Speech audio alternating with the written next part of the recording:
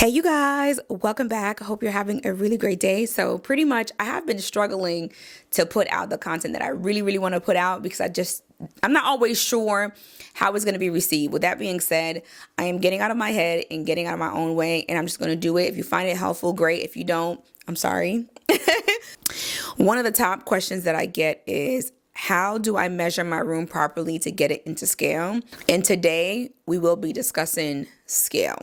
I want to tell you this is going to require a lot of math, but I just want to give you the format with my room, and then maybe you could drop your room measurement in the comments and then I'll do it for you. A couple, because YouTube has a new feature now that you can do like a little voice memo. So definitely, if you have it yourself also, do your wall, do your bed, do your nightstand or bachelor chest, and then let me know what you come up with too, if you already figured that out. So I could tell you, like, girl, you got it. All right. Number one, my bedroom wall is 232. The 232, I then divide that by 2, which gives me 116. The 116 then lets me know that whatever bed I get needs to be able to fit in between that 116 measurement. I decided to go with a king size bed because I also had to take into consideration my bachelor chest. If you're unfamiliar with knowing what a bachelor chest is, it's a much larger version of a nightstand. I consider it to be like a king of a nightstand. It's bigger, and a lot of the times, and I did a video about it, it's multifunctioning. You can sometimes, if you purchase the right piece, you can put it together and it'll build a credenza. So imagine a credenza cut in half, you have a bachelor chest, all right? And because of that, I wanted to make sure that I had enough room, enough space to do what I needed to do to implement everything in my room without it feeling like too much furniture, because I have a sitting room back here and I didn't want it to feel too much. But let's get back on topic. 232 divided by 2 is 116. The bed needs to fit within that 116. My bed is 84 inches. So during my home buying process, a lot of you would like, buy that house, buy that house. Baby, listen, I had a measuring tape. That house was not going to be bought if the furniture did not fit in that room, because I didn't want to deal with buying new furniture. And so every single house that I went into, I measured the room to make sure everything was going to fit and we didn't feel like we were just like super tight in the space. This room was perfect. I have my friend here. She's helping me. Go ahead, go straight. Okay. So you want to measure the wall. You want to place your bed on the longest wall in the room. This can change. I do believe in rules being broken, depend on the actual setup that you're going for. But just for, I guess, the bare basics, I'm just going to do it this way, which is I put my bed on the longest wall. From the wall here is where I land at the 232. 84 converts to 7 feet wide. So my bed is 7 feet wide. Now, the reason why that 7 feet is important is going to be the relevancy when you are selecting your rug. When you are selecting your rug, you want to make sure that you are placing it horizontal. So this is vertical. You want to do it horizontal. So currently my rug under my bed is just like this, okay? So here is the rug, and it is going vertically under my bed, and it is a 9 by 12. And this is why I say having that 2 feet all the way around works, because you have the walkway, and then you have where I would say the bay that houses my ottoman or day bed, which is what's here. I don't know how the room looks on camera, but this room is like really big. And so I want you to understand that you can still end up with the same look. You just got to have it to scale. So if you really, you really need to have a king size bed in your room, get the king size bed. I'm not going to hold it against you, but understand like you're doing what you have to do versus what is the typical standard. Okay. So this rug here, it is a bit more of a high-end rug. And I think it measures a little bit over the 12. I think it comes in at like 12.5. Yeah. It's 13. It's 13. It's 9 by, well, it's actually 10 by 13 is the measurement, but it's not a true 10 by 13. And this is the benefit of going in a little bit higher in with your rug. They cut it, and sometimes it's hand tied. They like to do a little bit of an overage. And so really, I purchased a 9 by 12. What I ended up with was a 10 by 13.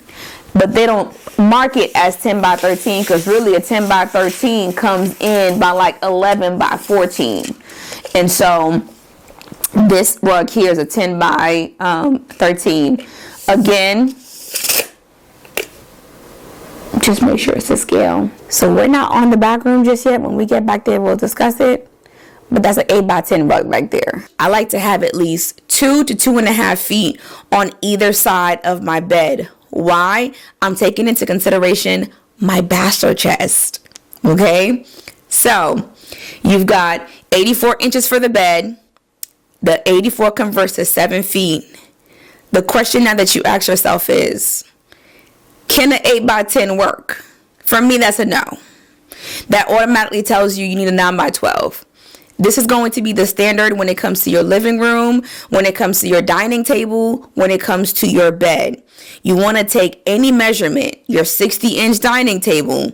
Do you want to put a 60-inch rug underneath there? No. Do you want to put a 70? No. Do you want to do an 80? Possibly. Let's start there, okay? Most times I've noticed like sofas are about 90 inches long. You can get them smaller. But that 90 inch, you then convert it to feet, and that will tell you exactly. I'm just going to tell you now, it's a 9 by 12. Okay, Johnny had 2 apples. He had a 9 by 12 rug, I promise you, okay? Knowing if you are fit for a nightstand or a bachelor chest, we're going back to the bed measurement of that 84. You want to take 84 and you want to divide that by 2. Let's figure out the measurement for our nightstand. And don't worry, I'm going to do a visual so you guys can really see it because I want you to get it. Because I've been like struggling with this and I'm like, what can I do? And then it finally hit me like, okay, let me just do what I do and see if this helps. You guys see me measure the wall is 232. And again, you divide that by 2, you end up with 116. Now, if you like a Cali King, you can. I don't think it's that much bigger than a king. And then if you're designing it, you can definitely go bigger. But I don't like for furniture to take up space in the room because I love the flexibility of being able to like change things and move things around. I'm probably not going to. But just in case if I did want to, I like having the flexibility. And I'm going to show you one thing that I really needed. And I've had it in every home. And I'm going to share with you guys again. Okay. So now you want to do the 84. Okay, so now this is the bed measurement, which comes in at 84. And I think really what makes the 84 is the actual wingspan of my headboard. From that 84 measurement, you're going to do 84 divided by 2, and you're going to end up with 42. My bachelor chest, it's exactly 42. I'm sorry. I love what I do. So I didn't know that though. I just knew that I wanted a bachelor chest because a lot of times the bachelor chest can come anywhere from 42 to sometimes 50 depending on the company you go to. But this bachelor chest comes to exactly 42. I'm telling you, if you hire someone to do a job, allow them to do that job. I'm not perfect, but I do my best to go into scale. And backtrack, I did make 100 in my class when it came to scale, just for the record. Going back to the 232 measurement, I am still left with 29 inches, okay?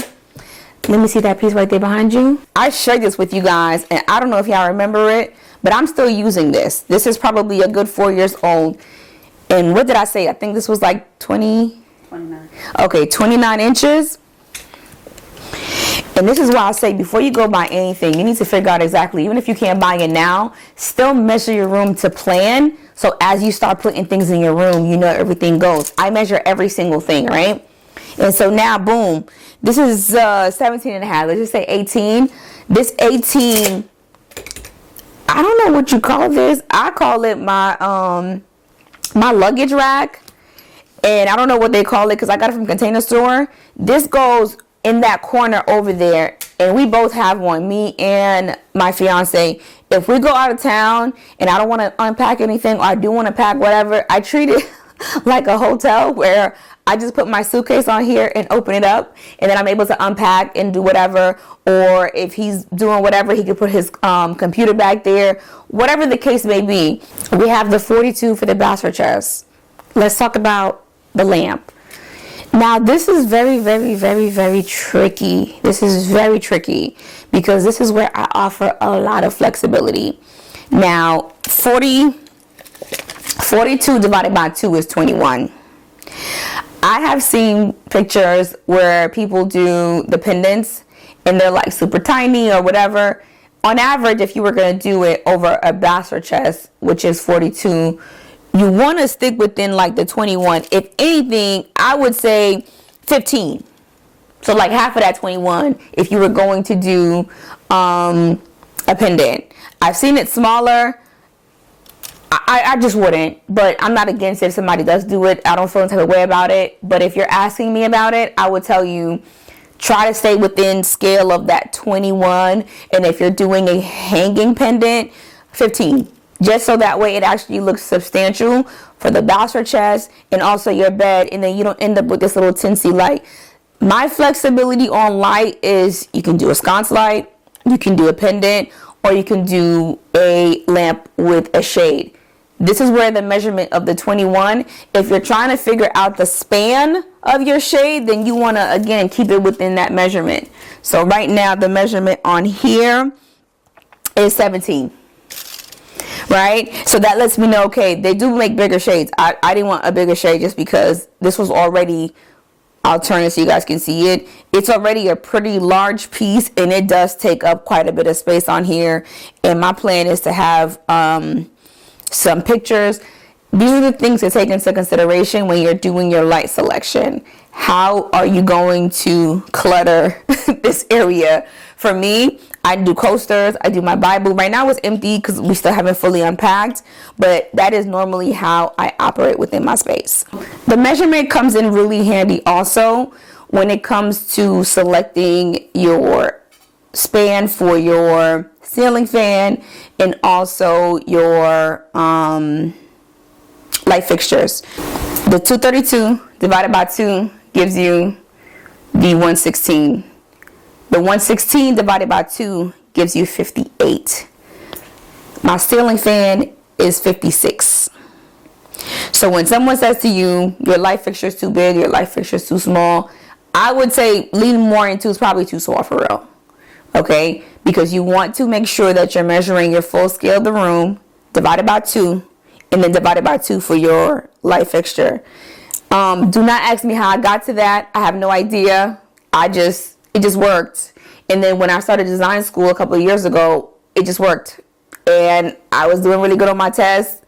I don't know. I do feel like when you're a creative, God just downloads certain things into you. And that's something that I'm just going to take ownership that he downloaded into me, because I just started to do it and it just worked. And every single time it just works. And so hopefully when it comes to you trying to put your bedroom into scale, it works for you. Normally what I try to see is people try to implement every single thing in their bedroom, and it may not necessarily work. And what I mean by that is they want to do a king size bed, they want a large Bachelor chest, they want to do an accent chair, then you want a mirror on the wall, and then you want to add trim, and then you really lose the interest. I would get a piece of paper, I would write down all the measurements, and so what that includes is the bed you like, the nightstand or Bachelor chest that you like, the light that you like, the rug that you like, and then start putting it into the plan.